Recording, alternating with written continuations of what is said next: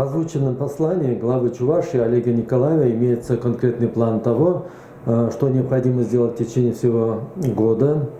Радует, что он уже в начале послания обратил внимание на сферу культуры.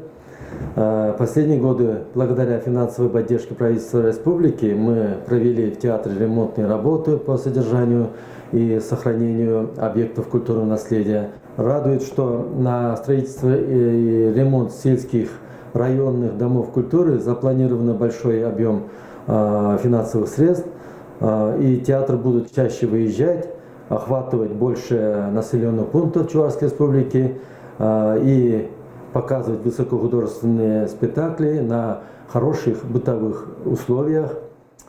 Благодаря поддержке республики театр активно участвует в различных федеральных целевых программах. В 2021 году глава Чувашской республики увеличил количество и сумму финансирования грантов, объявлен конкурс драматургов, увеличена сумма стипендий и пожизненных пособий выдающимся деятелям искусства и культуры.